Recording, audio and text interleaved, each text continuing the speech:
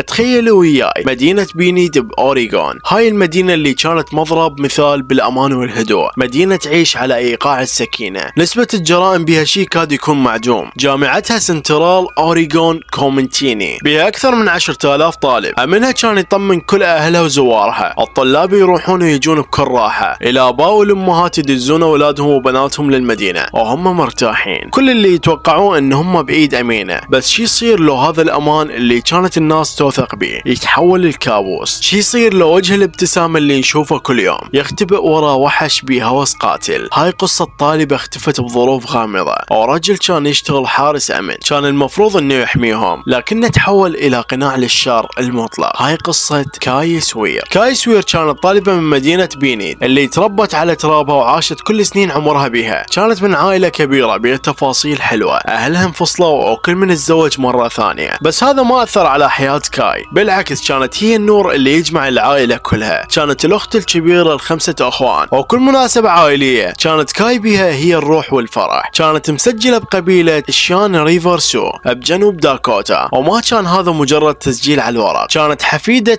حفيد الزعيم جوزيف فوريبر، وهذا الشيء اللي ينطيها جذور عميقة بتاريخ أمريكا الأصلي. بسنة 2016 كاي بعمر 23 كانت تشتغل مساعدة أسنان بمجتهد واجتهاد بعيادة أوبري دينتال، ومو بس هيك قررت ترجع للجامعة وتكمل دراستها بكلية سنترال أوريغون. كانت عايشة يم الجامعة ويا حبيبها كاميرون، علاقة صار لها 2 والكل كان يتوقع انه راح تنتهي بالزواج. كانت عائلتها تشوف لها مستقبل مشرق وياه، وكل شيء كان يبين انه الايام الجاية راح تكون احلى. من الاخر جاي كانت بنت مثالية الكل يحبها والكل يتمنى لها الخير. يوم 23 تموز 2016 كانت ليلة صيف حارة، جاي قررت تطلع تحضر حفلة توديع عزوبية بوسط بينيد. لبست فستانها الاسود وبوتها البني، وطلعت يمكن كانت تدور على ليلة تفريغ طاقة، ليلة مليانة ضحك وانسة. اصدقائها وحبيبها كاميرون يتذكرون بعدين الجنطة الخضراء اللي كانت شايلتها ذيك الليلة، جنطة عادية يمكن ما تفكر بيها، بس بعدين راح تصير دليل مهم. من جاي طلعت بذيك الليلة الحارة ما حد كان يتوقع انه ما راح ترجع للبيت، ورا ما زارت كذا بار وشربت كذا مشروب. صديقة جاي اللي حتى ترقص ويا رجال، مو حبيبها كاميرون. هاي اللحظة، هاي النظرة العابرة يمكن كانت الشرارة الأولى الكابوس قادم. بالساعة 12:04 بالليل جاي اتصلت بكاميرون وطلبت منه يجي ياخذها. من وصل بدت عركة بيناتهم بالسيارة. كاميرون كان قلقان من تصرفات جاي المتهورة، يمكن حس اكو شي غلط او كان مجرد قلق طبيعي على حبيبته. قبلها بيوم جاي دزت رسالة لأبوها انه هي مشغولة وتحاول تفهم الامور، وانه هي بشوية حفرة. هاي الرسالة كانت مثل الاشارة المبكرة